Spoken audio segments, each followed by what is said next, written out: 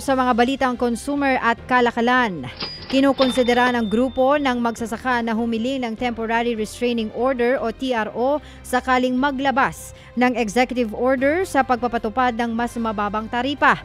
Sabi ng Federation of Free Farmers, tila naisahan kasi ang 3 milyong mga magsasaka sa bansa. Di raw kasi nakonsulta ang mga magbubukid bago babaan ang taripa sa 15% mula sa dating 35%.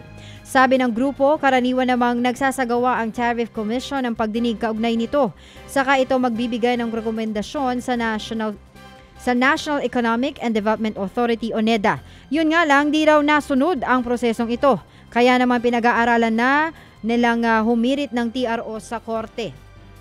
Kinukonsidera din daw ng grupo na magkasa ng nationwide na protesta laban dito. Ito pong desisyon ng NEDA, mga ilan po yung issuance ng executive order ng Pangulo. Titingnan namin kung baka mabuting mag-file ng maybe a case for TRO para mapatigil muna yung execution po ng executive order. Yan po ang tinig ni Leonardo Montemayor, ang board chairman ng Federation of Free Farmers. Samantala, walang patid-patid ang paghina ng piso. Kahapon kasi nalagasan ng 7 sentimo ang halaga nito at nagsara sa 58.78 kontra dolyar. Ito na ang ikatlong araw ng losing streak ng piso. Sabi ni RCBC Chief Economist Mike Ricafort, humina ang piso dahil sa pagbilis ng inflation.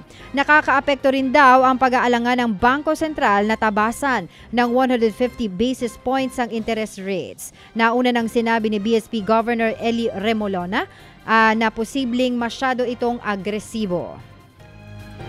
Naghain na raw ng mga violation notice ang SSS sa 9 na pasaway na kumpanya sa Mindanao. Dahil yan sa kabiguan nilang bayaran ng mga kontribusyon ng kanilang mga empleyado at multa. Aabot daw ang halaga nito sa halos 2 milyong piso dahil sa kapabayaan ng mga kumpanya na apektuhan ang benepisyong natatanggap ng kanilang mga empleyado.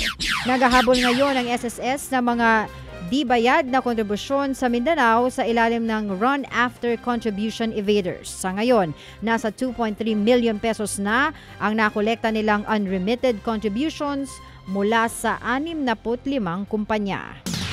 Ted Filon at DJ Chacha ngayon nasa Radyo 5 92.3 News FM Monday to Friday 6 to 10 a.m.